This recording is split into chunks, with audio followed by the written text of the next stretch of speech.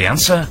Although a strong centre sounds like a good idea, your army could easily become outflanked, and strengthening the back line will leave your front line defenceless.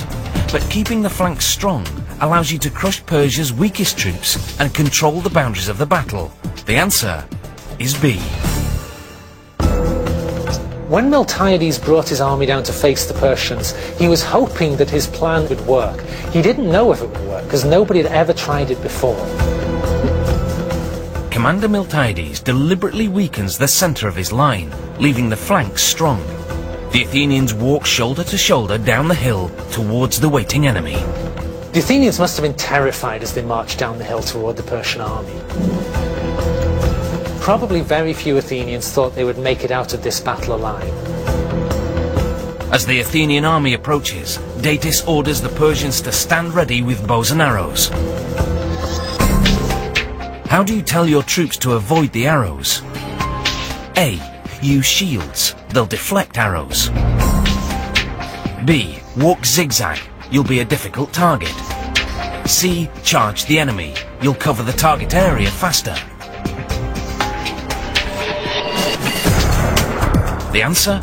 The soldiers are marching too closely to make zigzag effective, and cowering under shields will slow the advance. But if you charge the enemy, you'll startle the Persian archers and be less vulnerable to attack. The answer is C.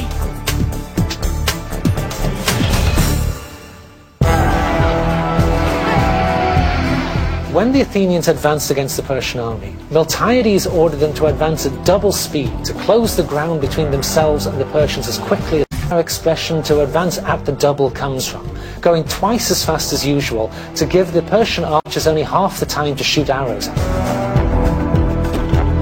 With the Greek army charging, the Persians overshoot their arrows with no time to reload. The two armies collide in fierce hand-to-hand combat. The big spears are coming down, the fighting swords are coming out, the huge great metal shields are being brought into action. Bang your enemy with a shield, move his shield out the way, stab him with his little sword, move on, bang, stab, stab. In close quarters, the Persians' short scimitars and light armour are no match for the Athenians' heavy armour and long spears. Everywhere, Persian soldiers lie dead on the battlefield. So far, Miltiades' strategy is working exactly as planned. On the flanks, where Athenian soldiers are more numerous, they're pushing the Persians back with tremendous force. Finally, the Persians on the wings of the battle turn to flee, while the Athenians give chase.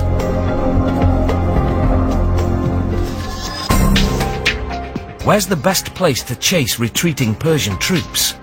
A. Into the marsh. B. Into the ocean. C. Up the hill.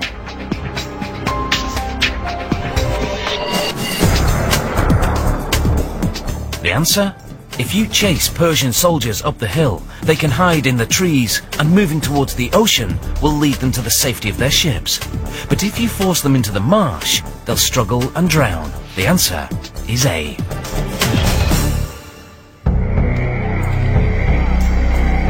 Miltiades orders his troops to chase the retreating Persians into a nearby marsh, where the foreign invaders suffer disastrous consequences. This was a very deadly and dangerous place, and the Persians didn't know their way around in this march. So hundreds and hundreds of them drowned in the muddy waters.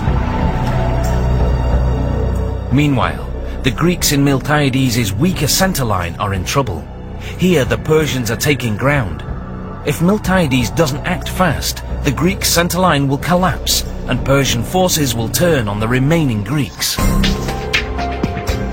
How can your troops on the flanks help the trapped troops in the middle? A. Stop chasing the retreating Persians and double back on the attacking Persians. B. Regroup and drive a wedge between the Greeks and the Persians fighting at the centre line. C. Run for the Persian ships. The Persians will abandon the battle to give chase.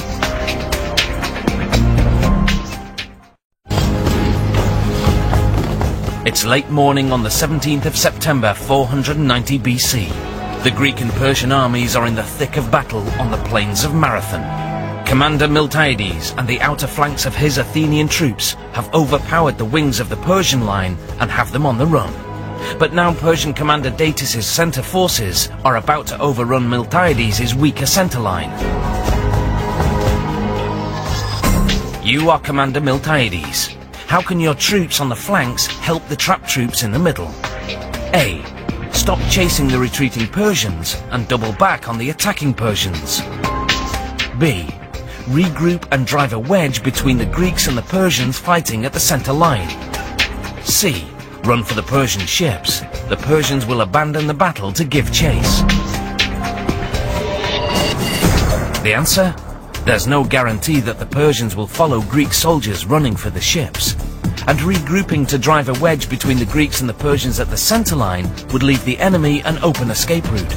But abandoning the chase on the retreating enemy and doubling back on the attacking Persians allows you to encircle and entrap them.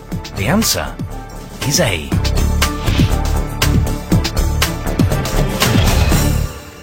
When the Athenian wings had broken through the Persian army, Miltiades got his men together, stopped the pursuit and turned them around to bring them back to attack the Persian centre in its rear and destroy it completely. Realizing defeat, Datis orders his remaining forces to retreat to the safety of the Persian ships.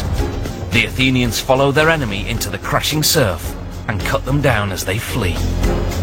The Persians were fighting now to save their very lives, and so consequently the fighting within the surf line would have been particularly ferocious. Despite heavy casualties, many Persian soldiers managed to board their ships. Miltiades must not let them leave the harbour. If the Persians managed to get back on their ships after the battle and sail around to Athens, they might still capture the city of Athens. How do you keep the ships from leaving the harbour? A. Board the ships and take crews hostage. B. Cut the sails with swords. You'll disable more ships with fewer men. C. Set the ships on fire. You'll stop the ships and kill Persian soldiers. The answer? The Greeks are still outnumbered, so taking the ships and crew hostage would be impossible. And cutting the sails with swords won't necessarily keep the crewmen from rowing away. But setting the ships on fire eliminates all possibility of escape. The answer is C.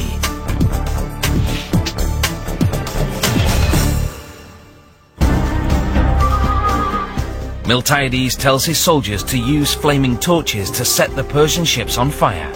But they only managed to destroy 7 of the 200 vessels. As feared, the remaining ships set sail in the direction of the Bay of Phaleron, a port on the peninsula near Athens.